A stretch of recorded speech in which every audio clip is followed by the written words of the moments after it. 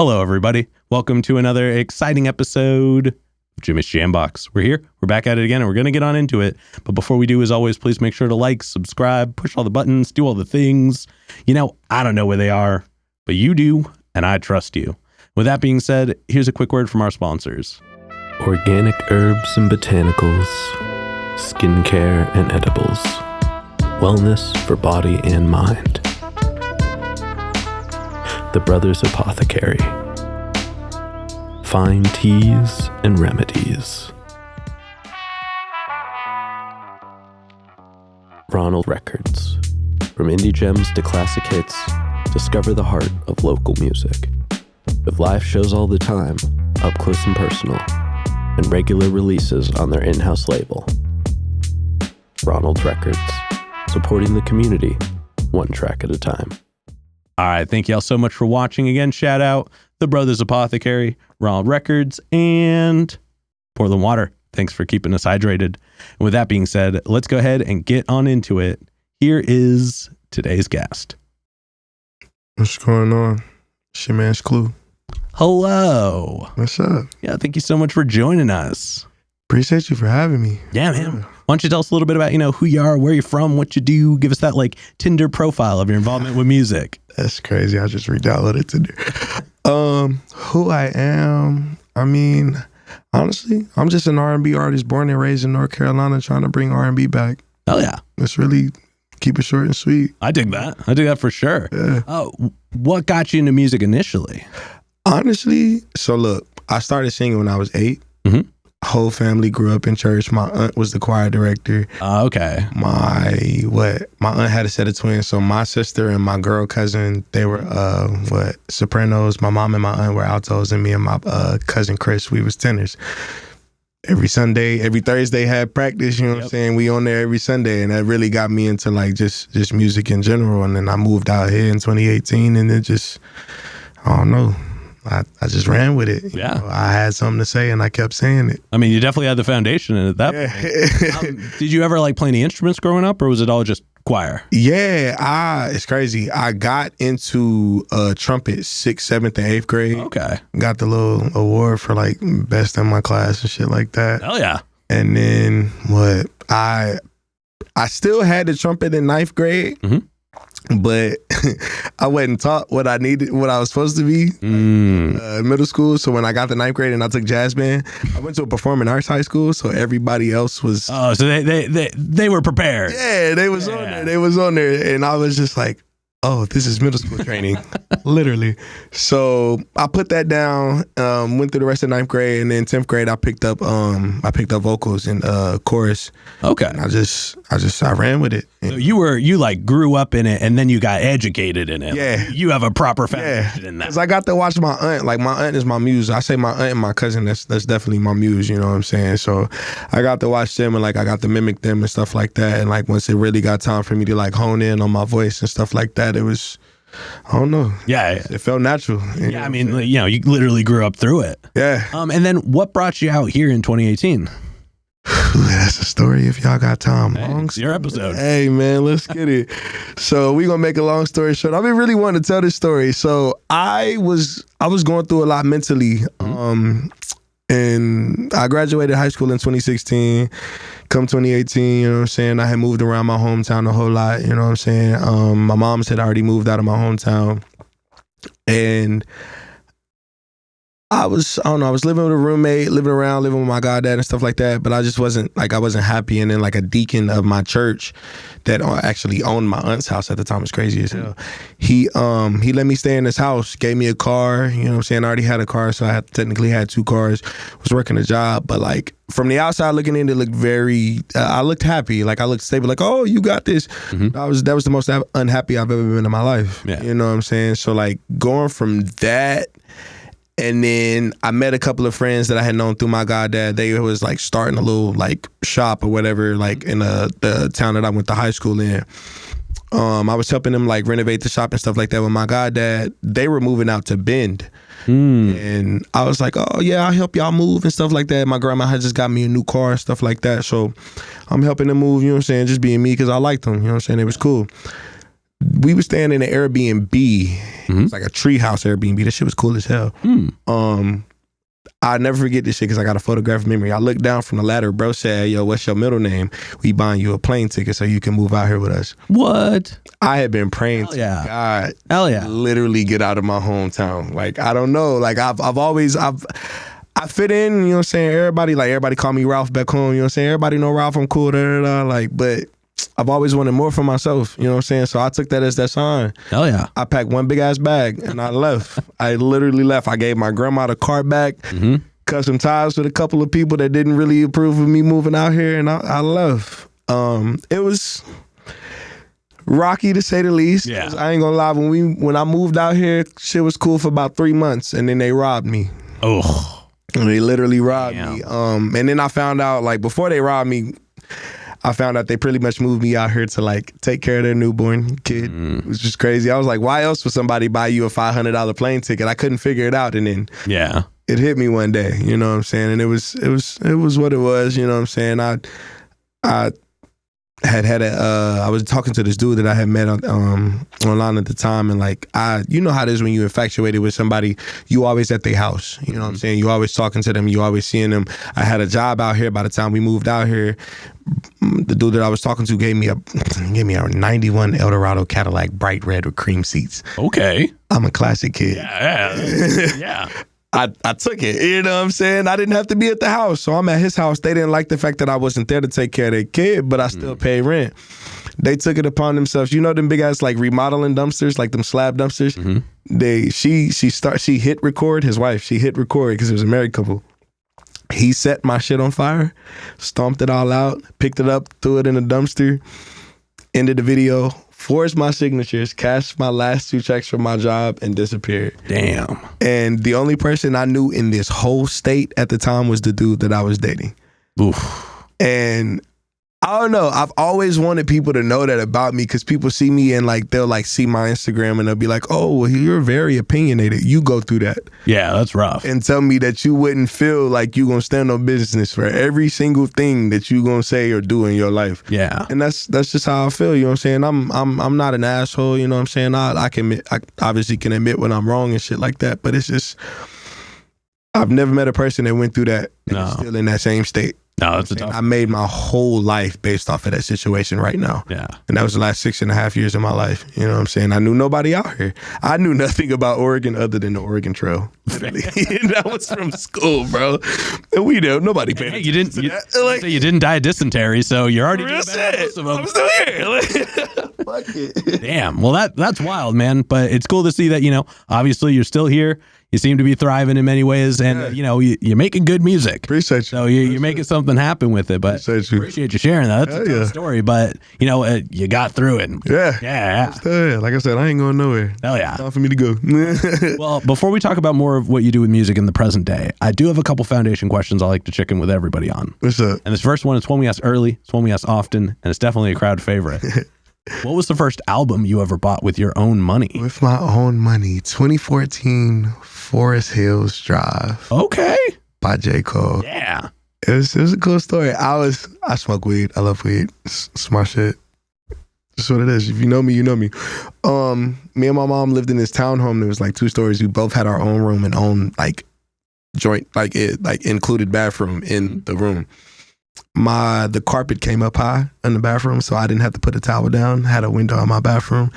I bought that album, and that was my very first time smoking my weed to myself. Okay. I rolled up in that bathroom. I come home from work. I worked at McDonald's. It was my very first job in 2014. My first job was KFC. I get it. Ooh, KFC hard. I think everybody should work 1 year in fast food before they work anything else. It humbles the shit out of you. It changes your life. Yes. Yeah. Once you serve food to hungry people, real shit, you have a different outcome. I'm telling you, I did food and I did work for Chase Bank for like 2.5 years. Yep. So I got both. When you have to stand in between people's money. Real shit, because you can't get to the food unless you get the money. You know what I'm saying? Real shit. But nah, I came home every night from work because my my sister's boyfriend at the time, he sold weed. So he'd always give me weed on my shift.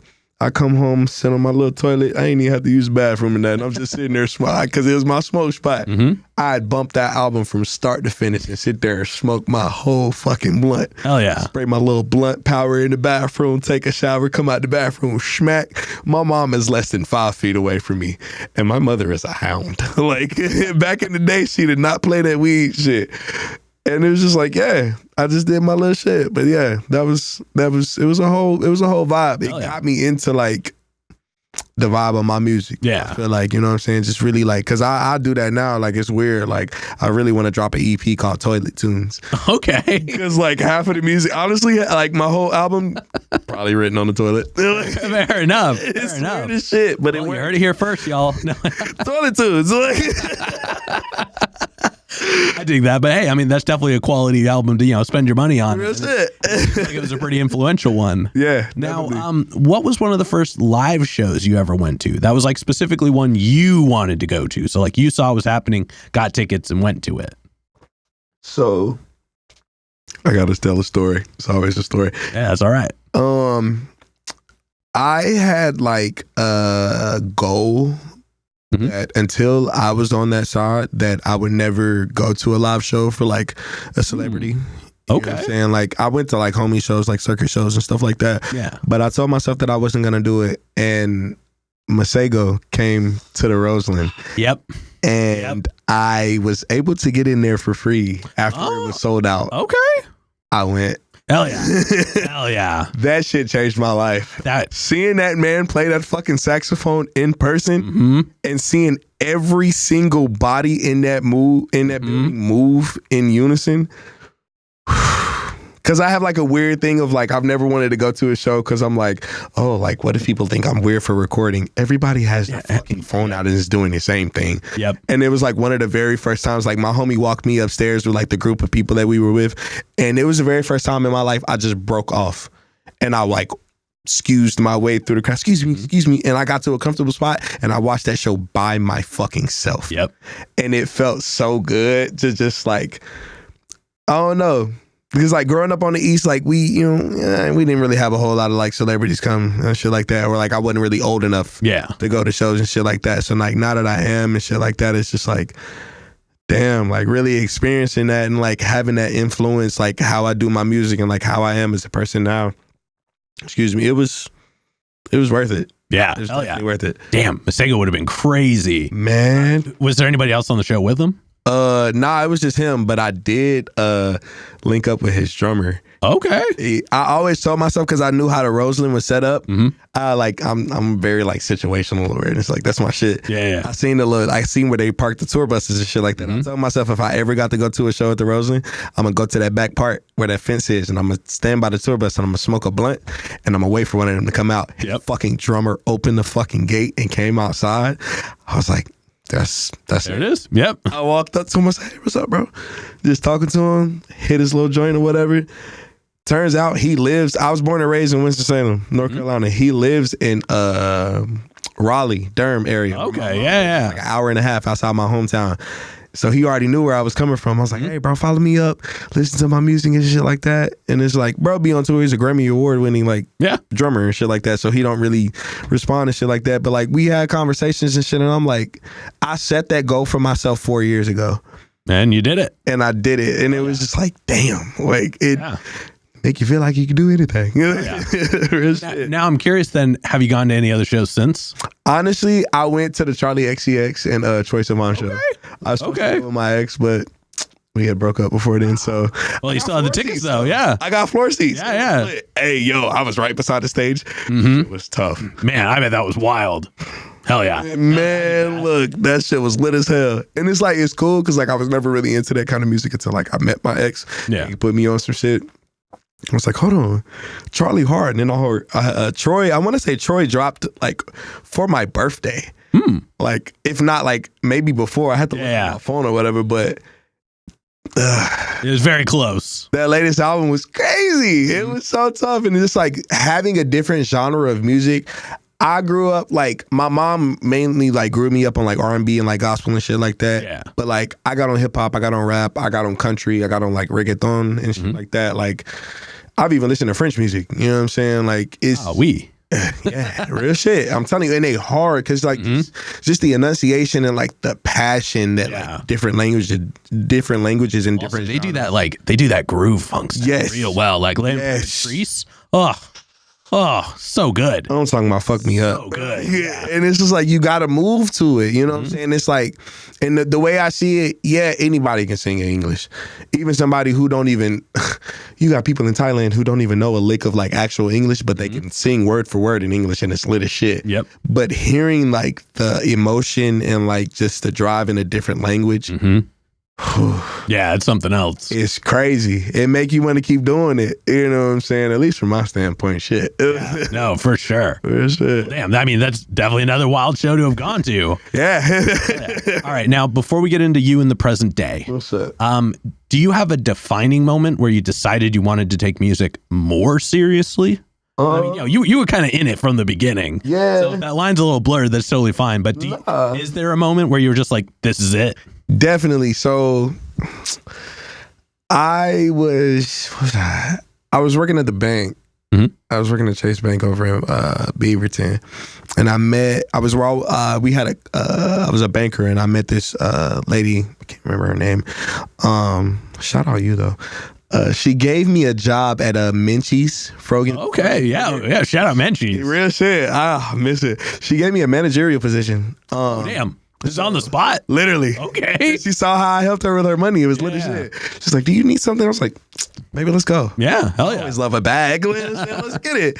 So I would like get off the bank and go work there. But I met this dude named Harold. Shout out to you.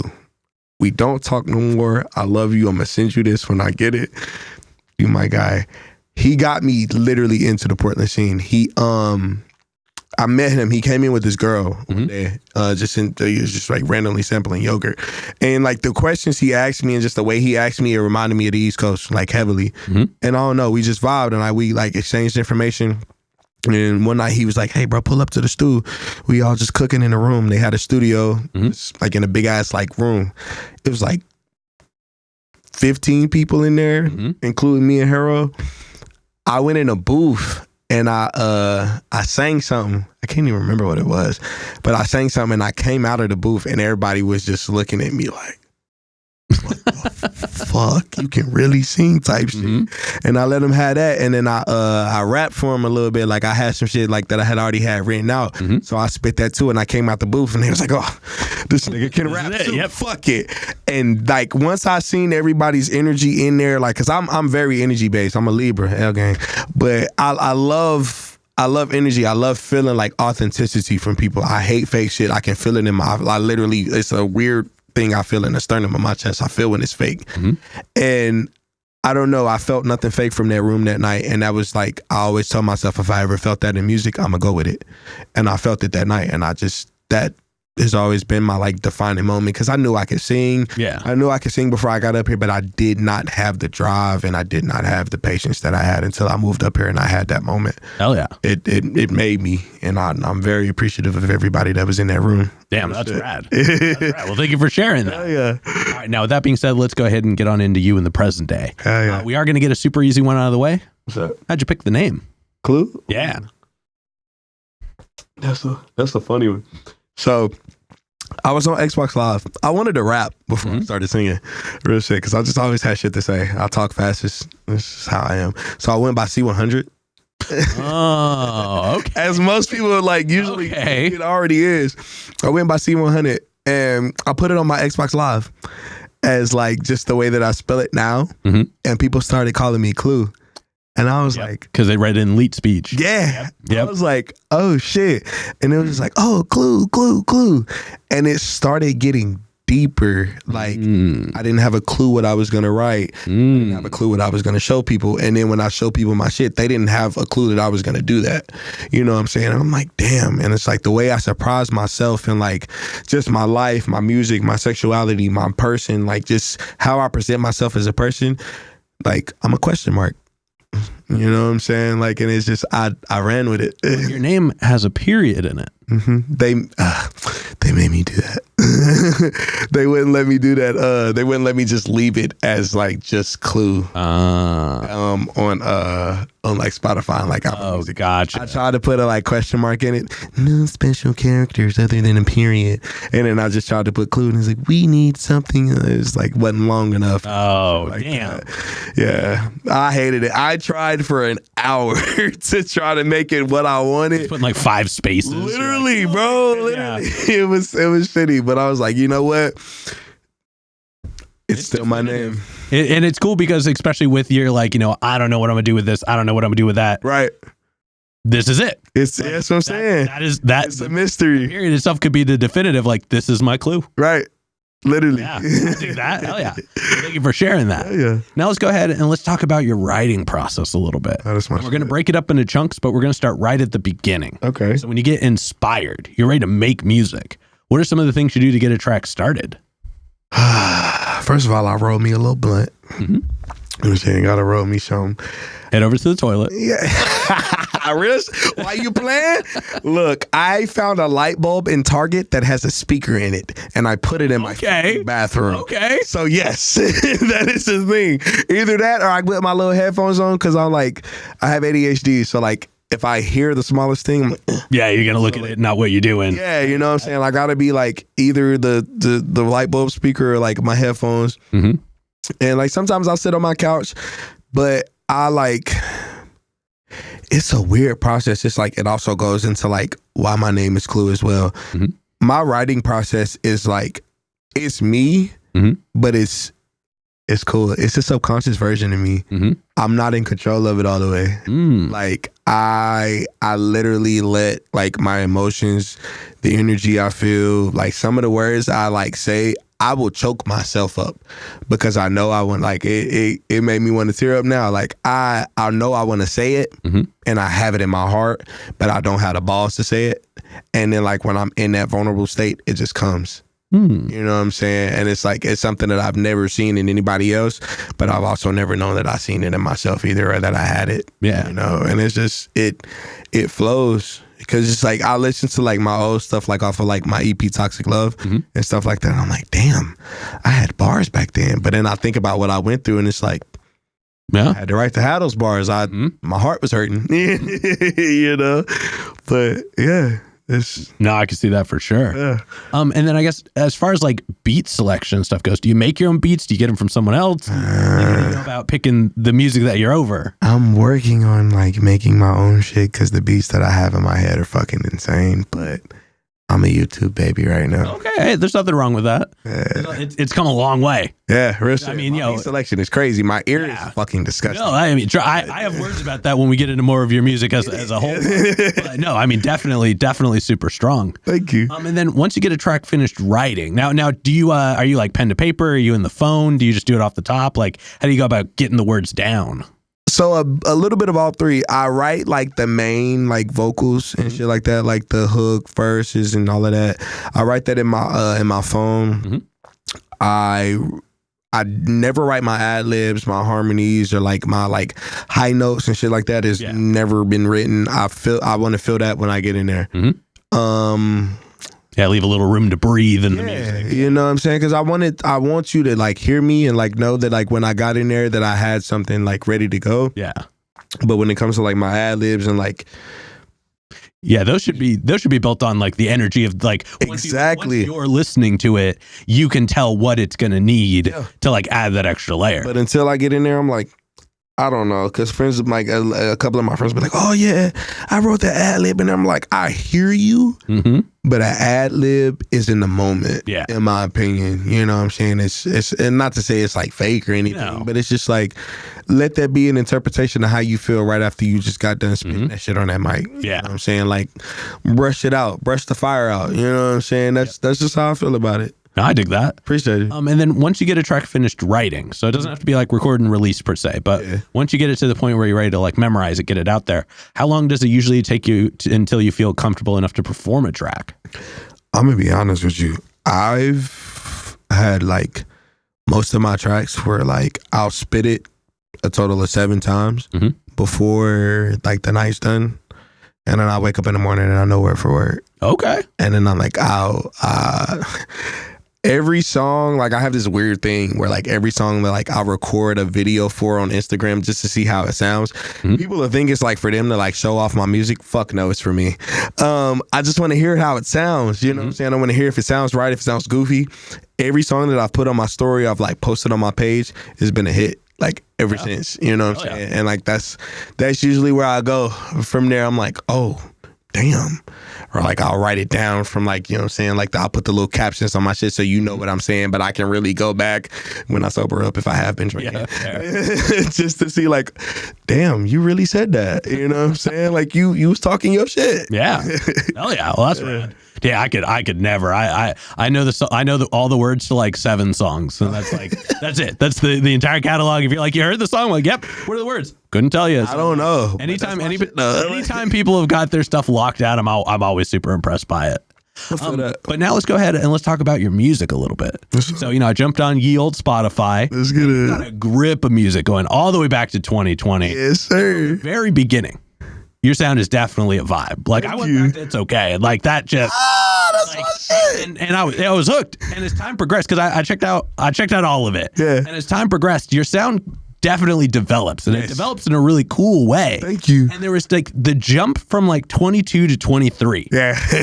While there isn't a ton of music in there, like it just had this layer to it, this growth. I mean, Low-Key's Super Suit was a banger. That's my shit. Big fan. And I wrote that back home while I was on like New Year's vacation. And that's a fun one. And then I Got You was just the moment I heard it as the single, I knew it was going to be like an iconic track of yours. Yeah. And so to like hear it on your most recent album, You Were My Favorite, which I mean, it just came out, last month now. On my birthday. Oh, well, happy birthday. Thank you. Now y'all know for next year. Yes, sir.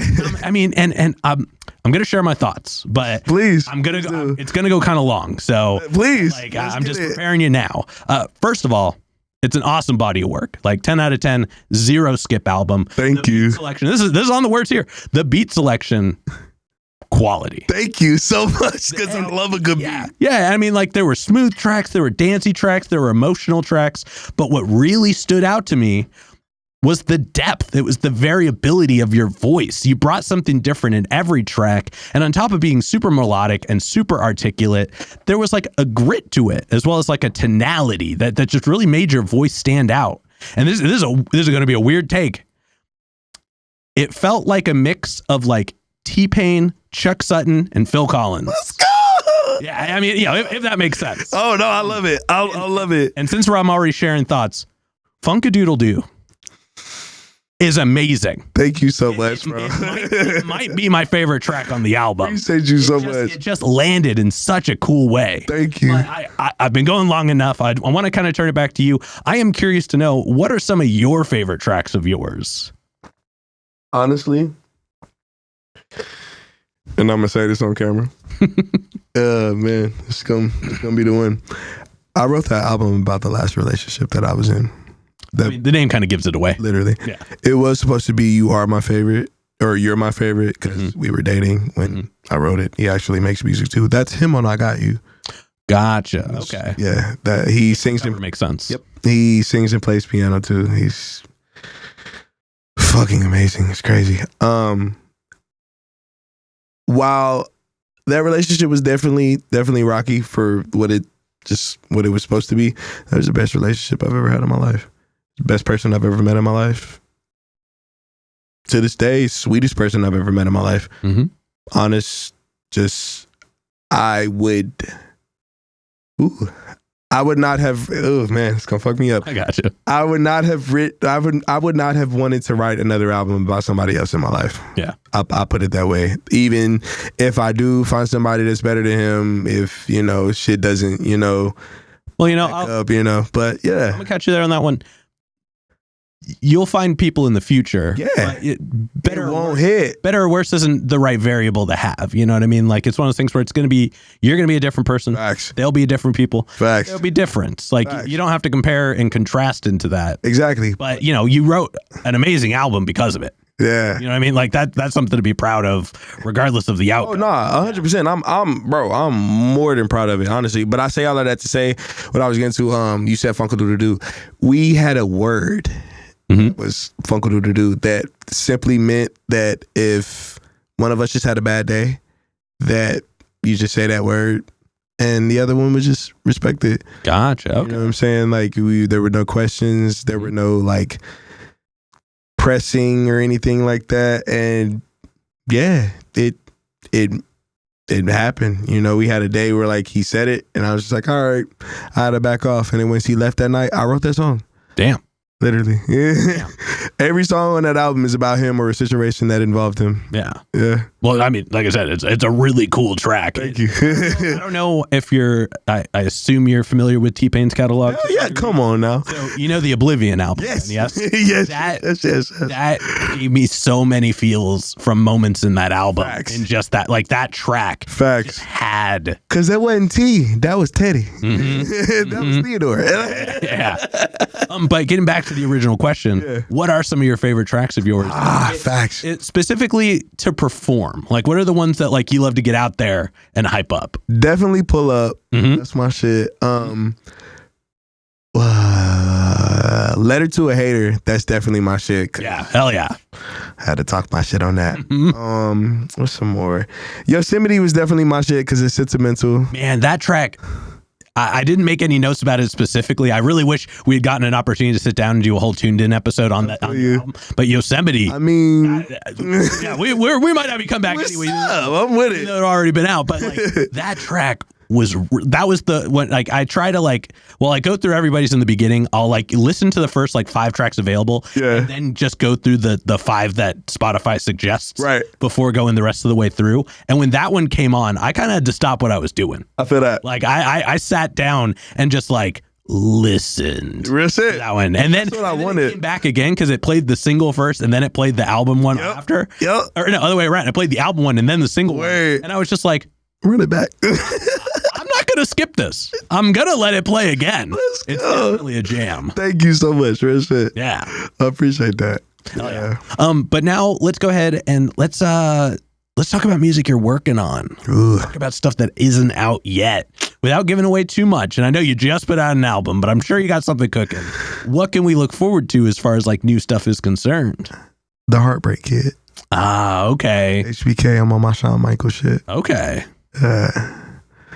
Yeah. Damn. Well, you know what? Based off everything else you said, I'm sad for you, but I'm excited for the music. Yeah. My pen has gotten like, it's gotten crazy. All due respect to anybody who, like, you know what I'm saying, got me here, my ex, like past friends, whatever. But the pen has definitely gotten nastier. It's definitely got more mature, and it's definitely got more articulate. I've been working on my vocabulary. I grew up as a country nigga. You know what I'm saying? So like vocab and all of that, you know what I'm saying? Y'all, gotcha. For lack of better terms, y'all use big ass words out here. When I first got out here. But now I'm like, oh shit. Like I'll say words back home, you know what I'm saying? They're like, oh yes, quite a conundrum. What is a plethora? Mini. And then I find them asking me questions I used to ask people as far as like, why you can't just say the simple word? You know what I'm saying? But I'm like, it's funner to say plethora. Hell yeah. Fuck it. Well, definitely looking forward to that. Hell yeah. Then let's go ahead and let's take a moment and let's zoom out. Let's look at kind of music as a whole. Mm-hmm. And for this, you can either, if you're somebody who's listening to the new all the time, you can answer in that respect. Or at the very least, music that's new to you that you found recently. But what are some things about newer music in general that you enjoy and you're finding inspiration in at the moment? Newer music? Excuse me. And again, it can be either new like to now or just new to you, regardless of when it came out. New to me, new to now. I thought with that. Honestly, it's not even like anything that's like new to me. It's like new to my current subconscious. Mm-hmm. That makes sense. Yeah. I've been like, I don't know, ever since like I turned 27, like I've had this weird like reminiscence of like old shit that I like grew up listening to. Like I'll hear like a melody in a song and I'm like, oh, that reminds me of so-and-so that I grew up listening to. And then I go listen to it. My whole day, I'm listening to that shit at my desk at work. Yep. And it's just like, it inspires the shit out of me. And it's just, and I feel like a lot of artists and a lot of creatives like will definitely feel this when I say this. When you like release something or like you create something that's like a body of work or anything and it's finally like, it's out, you're like, what am I going to do next? you know what I'm saying? Like, what's going to be next for me? And when you finally find that next, or you find that inspiration for that next, oh, man, like, Yeah. it's there, you know, it's like the thing that keeps you going to it. It's like, cause you'll have a bad day of like, oh, it's like, it like, for instance, like I haven't really been able to listen. Like the first person I listened to my album with when it dropped was my ex. He came over and we listened to it. I haven't listened to it since. Damn. Simply because like the album was about him, you know what I'm saying? And I'm still going through the breakup. And it's just like, not in a bad way, but like everybody heals in their own way. But like getting to the stuff that I'm on now and like the like Heartbreak Kid shit, it's like, damn, I can't even go back and look at that. You know what I'm saying? Yeah. But I mean, it's not even in a bad way. It's like moving forward. Like, it's like you always want to like create something new and like show what you're currently on. You don't want to show a misinterpretation of yourself. You know what I'm saying? Even if it's like a month or two off. You know? But yeah. Damn. I'm so curious to know what the experience will be like when you finally do listen to it. Like once you've had some time to, now that you've had some time to like separate from it, because I literally just listened to it today, as I do for everybody's episode, and it's really good. Thank you. I really appreciate that. Like, seriously, you put together a really quality experience. So I feel for you and I understand it, but I am a little excited for when you finally feel that it's time to listen to it again. So you can, because then you'll put the space between, you know what I mean? Your ears won't have heard it for a while, so you'll get to hear it a different kind of new. Yeah. That I think is something that's going to be really special when it happens. Nah, it is. And I appreciate you for saying that, because it's like, I feel like in situations like, not necessarily what I'm going through, but like just in situations of what I got going on, it's just, you got to take that time for yourself. No, totally. Because if you sit there and force listen to it, it's going to make you hate it. Yeah. You know what I'm saying? And I refuse to hate anything that I've ever put out in my life. No, for sure. And I mean, no, don't get me wrong, I'm not like, you better listen to it tomorrow and tell me. Right. No, I feel you. You do you. Shit. Yeah. But like, I am excited for when you finally feel comfortable to be able to, because I think you're gonna really enjoy it. Hell yeah. You know, in the mixed bag that it will be. Yeah. That and like, I don't know. I listened to like a little bit too much of it before it dropped. That's how it, whenever you're working on music, I think that's how it always goes. My last session for it was 18 hours. Oof. Straight. Yep. And I had to work the next day. Oh no. I called out. Yeah, okay. So maybe. But nah, I got in there at 9 and it was like 4:30 in the afternoon. And I was supposed to be there at like 8. I said, yo, look, I'm sick. Yeah. I'm finishing this. Yep. And it was kind of like a bittersweet moment, because like, I don't know, if you don't mind. No, please. It was weird after I dropped it, because it was like I was out of the relationship and I had planned on like having the like motivation and like the positivity of the relationship like boosted, and then still having to drop an album about somebody that I thought I was like am still in love with, but like don't get to like be in love with. It was different. Yeah. It was different. Definitely something you weren't prepared for. Fuck no. Yeah, you know what I mean? Like that's something you didn't, you're not Taylor Swift. You're not writing out of the books yet. Shout out to the Swifties though. Yeah. I mean, they're showing up. They're showing up. Y'all cool as hell. Real shit. I want that kind of family. Do you know she shifted the economy with her second to last tour?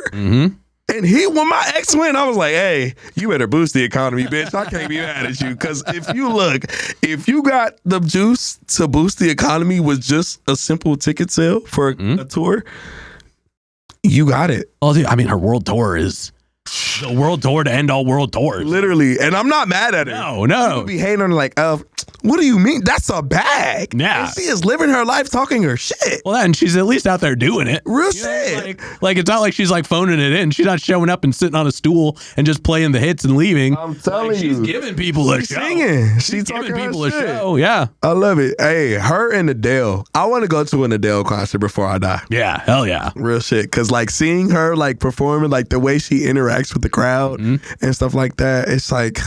Well, and she can sing. Oh my gosh. My mom, I can't wait. My mom and my sister had an Adele song named Melt My Heart to Stone. She did like a live version of it, and my mom and my sister, like, they used to like literally belt that shit in the house Okay. from like, I don't know, because they like went through like shitty relationships and shit like that. And it's always been like a memory that's stuck in my head. They're just like, yo, I don't know. Eventually, if I ever get to the point where like I'm up there, I want to go to an Adele show and I want her to sing that song. Hell yeah. I'd pay her to sing that song. Adele, if you're watching, make it happen. Come on. I'm sure she watches this. She'll definitely be tuned in. Why you playing? She gonna be on here one day. Stop it. All right, now before we move on to the next part, I've got one last question to go in this middle portion, and it's probably the densest question in the interview. Let's get it. But, we've talked about your experience with music, the actions, the reactions, but when it's just you and the music, one-on-one, what does music give back to you? Emotion, understanding, sensitivity, and just a sense of peace. Like, you ever listen to a song and you get chills? Mm-hmm. You ever listen to a song and you like it make you tear up? Mm-hmm. That's it.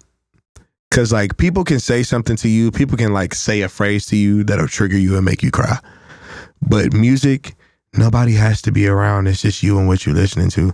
You can make a song for yourself. You can say a quote from yourself in a musical way, or like just in a harmony or anything. If you feel that, that's real.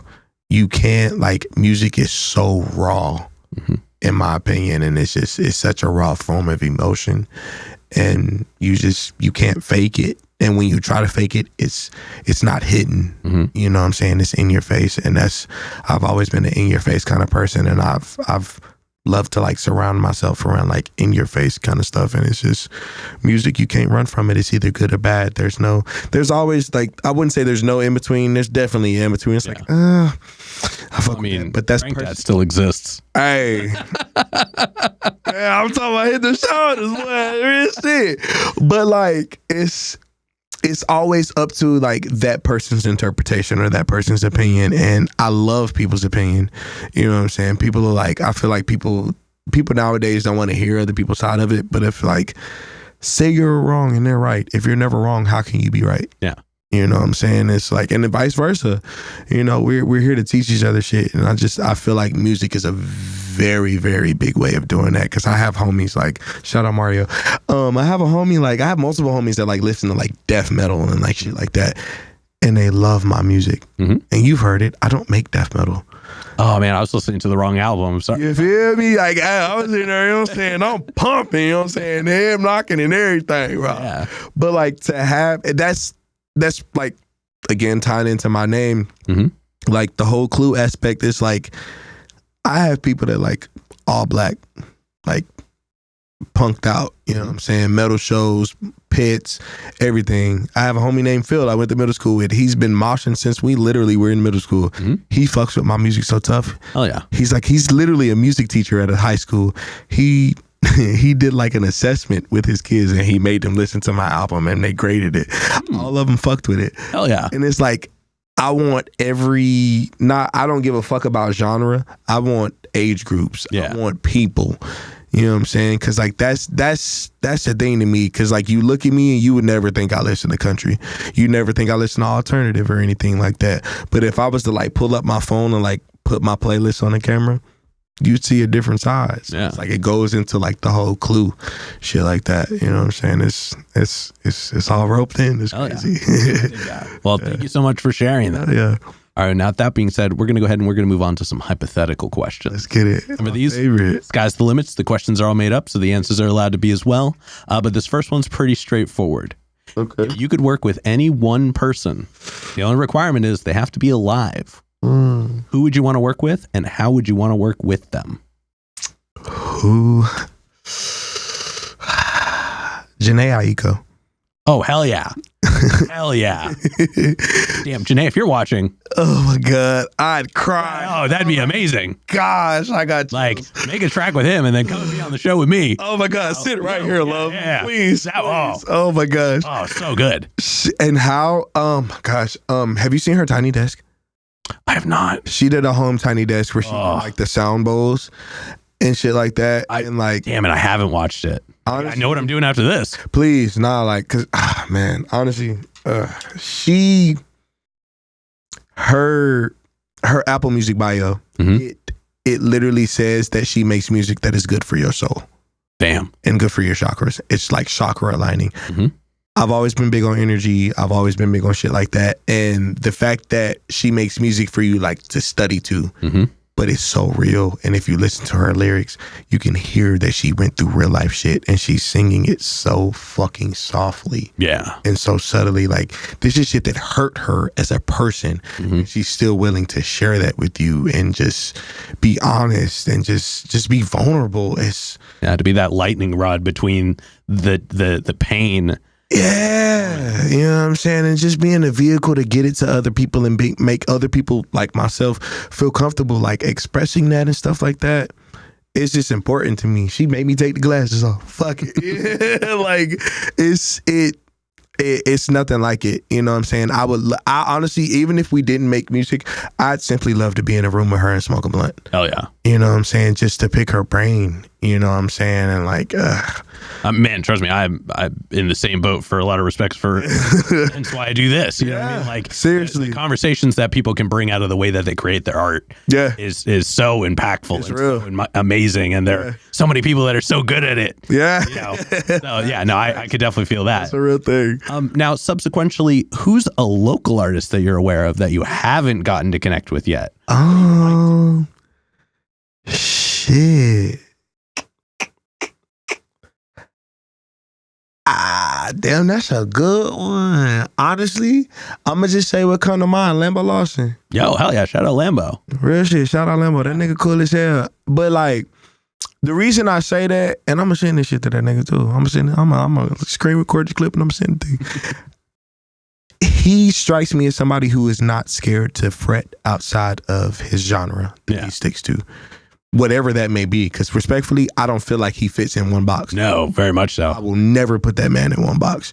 You know what I'm saying? But it's like, when I meet him and when I see him, you know what I'm saying? Even if it's like solo or if he's like, you know what I'm saying, with his people and shit like that, it's the same person. Yeah. You know what I'm saying? Like, I've never like seen him in a musical standpoint. I've honestly never seen him perform. It's more so been on like a personal aspect, which is honestly what I prefer if I'm going to do work with you. But like what I see online compared to what I see in person, first of all, it's the same person, but excuse me, I feel like it could be something bigger than just like, oh, you're rapping. Yeah. And I'm singing. I feel like it could be something like a back and forth. Like it's something real. Well, I mean, I remember You know when I had him on the show. Like, it's cool when you meet somebody who their music and their person kind of reflects equally as well. Yes. So and that's something that like I try to do for myself. Like, I've never like really asked anybody if I do, but like when I met bro, I was like, he see it. Yeah. You know what I'm saying? He gets it. Yeah. You know what I'm saying? And I ain't even have to know him like that. Yeah. It's just that's really what I base my shit off of. Cause like you can see somebody in person and like, I don't really fuck with you. But when I can see you online and I see you for who you really are, you're a real human. Yeah. Hell yeah. You're not letting this internet shit get a hold of you. You know what I'm saying? You're still gonna stick to your guns. And I fuck with that because that's who I am as a person. Oh yeah. Well, everybody, you know what to do. Add them in the comments. Let's see if we can make that happen. Tag them up. Let's get it, Limbo. Oh yeah. And then for this next one, like I said before, sky's the limit, and it's pretty literal in this sense. But if you could perform, spill the tea. If you could perform anywhere in the world, and you wouldn't have to worry about crowd access or building stability or power, it was guaranteed the best lineup, guaranteed the best show, and it doesn't have to be a venue. It could be anywhere. Where would you want to perform? Does it have to be one or two? I'll give you two. Say less. The amphitheater in, what is it, Colorado? Oh, Red Rocks. Yes, Red Rocks. I'd definitely be there. And the fucking Sphere in Vegas. Okay. I'd go crazy. Oh yeah. Cause my like the visuals that I have in my head for shit like that, like I grew up on like obviously R&B and shit like that, but like I like have an EDM like visual mindset and shit like that. So like it'd be like certain words that like pop and just like my mind is crazy. My mind is crazy with it, and I feel like that Sphere would. Oh, that'd be wild. Now, see, the Sphere used to be a pretty common answer for a while. I had to ban it as the answer to the question because it was just everybody's. But an idea I had then, I've recently seen somebody kind of do this. But like proper IMAX theaters are just mini Spheres. Facts. You know what I'm saying? Like the ones where it's like you got to look a little, like the Bombsy has, not like the IMAX experience you get at the movie theaters. But like, I'm just saying they're there. Nah, facts. We got this. Like people could be using them. Nah, real shit. We got this little science museum back home called SciWorks, and they have like it's like almost like IMAX, but like it puts you like it's like you in the moon, like you're on the moon, like you see the stars and shit like that. But it's like it's a big ass circle, and you like everywhere you look is whatever is projected off of that little screw, like that little telescope in the middle of the room. And ever since I've seen that, I knew that's what I wanted to do. I'm just saying, like this. I was like, damn, bro, like y'all just took, you know what I'm saying? Y'all just took my little idea. Nah. Well, like I'm saying, just hit up an IMAX theater, see if they'll let you do it.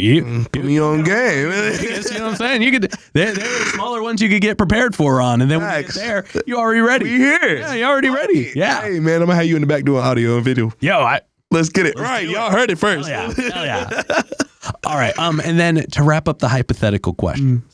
If you could get one more album from anybody, they could be alive, they could be dead, they could have not put out an album in 100 years, they could have put out an album yesterday. Who would you want an album from, and when would you have wanted it to come out? Marvin Gaye on my birthday 3 years ago. Okay. Now, I'm curious to know why specifically 3 years ago. I needed it. Okay. I was going through a heartbreak, and like just the way his life went, and I mean, your fucking father killed you. Yeah. You know what I'm saying? And I don't care what nobody say. The way that man is going to sound weird, the way that man moaned beat and made that moan melodic and musical. Yeah. My mom recently got me a record player for my birthday, and I got the I Want You record. He literally was, how do you do that and make it not sound sexual for men, but sexual for women, but they're still interested, and men is just like, they give you the stank face. How do you do that? Because there's a dude nowadays that sound like Marvin Gaye, and nah. I don't care for him too much. I like originals. I'm a sucker for original. It's just like, you know, let the original have the original. But like him, honestly, I know you said one. I got to give you two. Go for it. Him and Aaliyah. Okay. Aaliyah when... Like collaborative album? Yo, chill out, cause that's hard. Oh man, you finna have me mad as hell when I drive home. Like, why the fuck y'all both dead? I'm mad as hell. Nah, Aaliyah, I would have loved to have an Aaliyah album when I was in high school. Yeah, like, just like, not even raunchy, like, just emotional.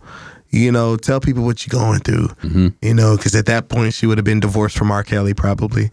You know, she lied on the damn marriage certificate about her age. She would have went through some shit. She would have seen it. She would have seen the industry. Yeah. You know what I'm saying? And it's just like Marvin would have, you know, and I feel like a lot of the greats that died off early, it wasn't, I don't have no conspiracy theories about it. I'm not going to go into that, but like they would have seen some shit because they were pure.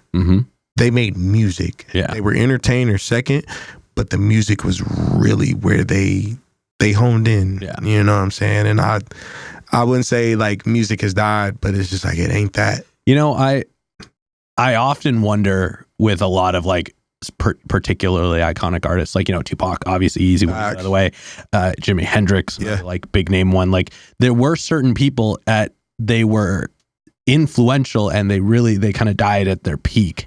Literally, and the question really becomes like, what does it look like after the peak? You know what I mean? Right. Do they get pulled into it? But subsequently, how would they have, like, how would their opinion shape what happens now? You know what I mean? Like, because they would have become, they did have diverse opinions. They would have become the old heads. Fact. You know what I mean? Like, but I ain't gonna lie to them long enough to become one. They would have been. I feel like you could put them in the same category as like Snoop. Yeah.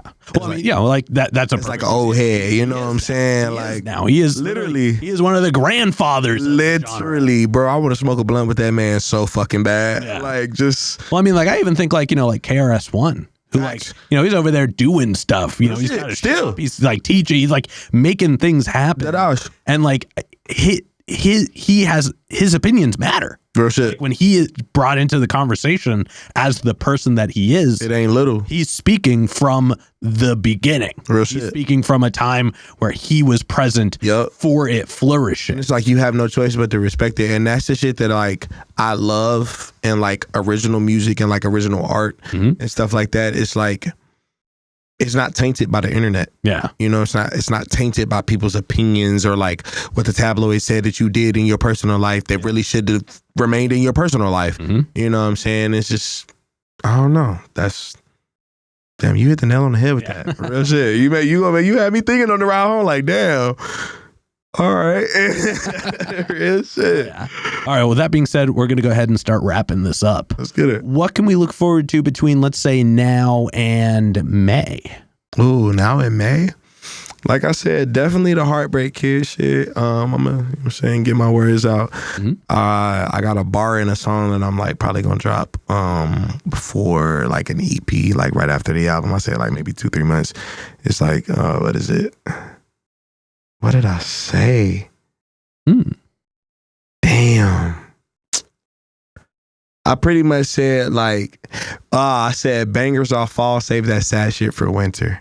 Okay. Winter doesn't start until, if I'm not mistaken, like the 20th of December. So I got time. Hell yeah. So from then until the 20th of December, expect some heartbreak shit. I'm gonna put you in your feels. I'm gonna piss you off. You know what I'm saying? Make you think you hate my ex, but you really love him because he's the shit. And then when it start to get a little warm outside again, you know what I'm saying? I'm gonna hype you back up. You know what I'm saying? Because I expect life to really take me through some shit. Like good, bad, ugly, in between now and until May. Yeah. And I'm here for it. Oh, yeah. You know what I'm saying? It's a wild ride, but we here. I'm gonna put my seatbelt on. Let's crash the car. Oh, jeez. Well, definitely looking forward to everything but the crash. Then for this next one, go ahead and look straight at your camera. Tell everybody how they can find you. Whew, let's get it. Anywhere you listen to music on, Instagram, Snapchat, Spotify, Apple Music. I'm even in the prison systems. My nigga just got out of jail. He was in there listening to my shit too. YouTube. It's not the underscore. So it's a lowercase c, the number 1, and 2 lowercase letter O's. It's pronounced Clue. It's got a period at the end. If you can't find me, just go to Instagram. If you got it, type in the word Clue. Or you can even go to Google. Type in C, lowercase c, the number 1, 2 lowercase letter O's, and I'm going to pop up. Find me on everything you listen to. Hell yeah. Real shit. And then any other plugs, any other shout outs, anybody else you want to put on while you're on here? Shit. Shout outs. First of all, you know what I'm saying? I shout out God. I don't care if you don't believe in him. I do. It's my guy. It's my nigga. It's my everything. Shout out my moms, my dukes. I love you. I love you, Big B. Plugs. I don't have no plugs, but I'm going to say some real shit on here. I'm going to say some real shit if we're going to wrap it up. Believe in yourself, please. If don't nobody else believe in you, do what you got to do. You know what I'm saying? Until it prove not to be fruitful, don't let nobody stop you. I'm a nigga who literally used to you could hear the mic shaking in my hand in church. You could see it physically. Don't stop. Do not stop. I couldn't do shit like this when I first started. Sitting here having this conversation. Y'all see I took my glasses off. I probably look high as hell. Who cares? Do it. You know what I'm saying? That's all I got for it. I don't got no plugs. I don't got no shout outs other than my mama and God. But just please keep going. We need more authenticity in this world. All this fake shit, all this mainstream shit is cool. But I'm gonna be real. I don't want to show my kids somebody shaking their ass. I want to show my kids somebody singing their heart out. You know what I'm saying? Or somebody rapping their heart out, telling the story. That's what I want. You know what I'm saying? And I want to encourage that more and just everything. I'm not saying anything else is wrong. Chill out. Cause y'all be tripping. Y'all be a little sensitive sometimes. It's all love. But yeah, man, I've always been a promoter of real and raw, authentic. If you got it raw, if it hit you that day, write about it. You know what I'm saying? If it smacked you that day, sing about it. Vlog about it. Do whatever you do. Don't let nobody stop you. Cause I don't let a lot of people's opinions and a lot of people stop me. And I'm here. Half of the shit I done said to you in this interview, I'm gonna be real with you, I done never said to nobody cause I wouldn't feel comfortable. Yeah. But on my way up here, I was like, talk. You know what I'm saying? It don't matter. You know what I'm saying? Somebody asking you something about yourself, answer it. And I appreciate you for having me on here. Hell yeah. Well, I appreciate you being here, man. All love, man. All right, now with that being said, I've got one last question to go. What up? But before we do, I'm going to steal the camera for just a second. Let's get it. As always, y'all, please make sure to like, subscribe, push all the buttons, do all the things. You know, I don't know where they are, but you do, and I trust you. And one more shout out to the Brothers Apothecary, Ronald Records, and Portland Water. Thanks for keeping us hydrated. And with that being said, the final question. This is entirely up to your interpretation. But in all of music, what is an album you feel is more on the obscure side? It's a deep cut. It's one not a lot of people would know, but it's one you think everybody should know. Ooh. Damn, that's crazy. You gonna ask me that as the last question? Yep. I fuck with you. Yep. You are. That's a deep one. So you said a deep cut?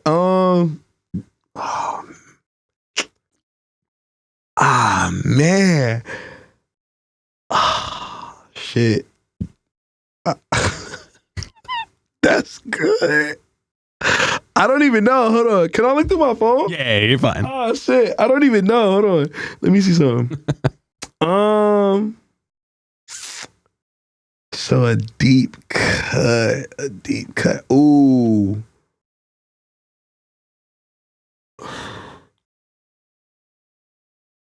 The Osley Brothers. Let me see what album it was, because I know it had In Between the Sheets on it. Let me see something. It was Love Songs from 1983. Hell yeah. I say Love Songs by the Osley Brothers. Either that one or like, because they, you know what I'm saying, they had another one in 1975, The Heat Is On, but yeah. No. Oh. Ooh.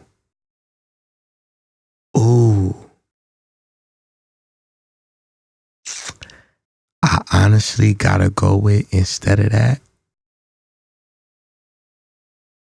Damn. That's a good contender though. The anticipation is killing me. It's crazy. Go for it. You asked me the question though, like I don't want to like go back to what I said before, but like honestly, Marvin Gaye's "I Want You," cause like before he died, like he talked so much shit in that album, like that was positive. He talked about shit that was going on in the current world, but he also talked about like he made you feel good. You know what I'm saying? He made you feel loved. He made the women like faint. You know what I'm saying? He made the women faint in the crowd, but he talked about real shit, protesting, like racism, like segregation, and like just hate, and like just promoting peace in the world. I feel like honestly, white, black, Indian, brown, purple, whatever you call it, if that album was like to drop nowadays and like the right people got it, that would definitely be like a deep ass cut. Oh yeah. I feel that. Oh yeah. Definitely feel that in my soul. Real shit. Shout out Marvin. The man was a genius. It's crazy. Yeah. To have your own father kill you is wild. You know he got off for that? Damn. He got off. I think bro only did like 5 or something years, but like he like testified in court for that and got off for killing his own son. It's crazy. But nah, yeah, I say Marvin Gaye's "I Want You." I mean, those are all solid recs. We're really balling here.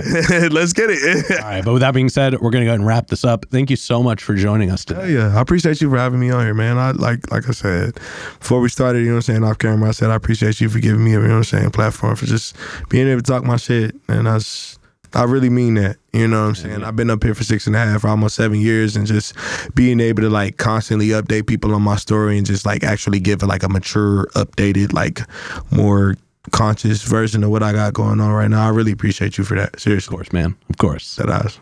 And this has been another exciting episode of Jimmy's Jambox. I'm Jimmy. I'm Clue. Signing off. Later, y'all. That's a wrap. This is not a podcast. This is a show.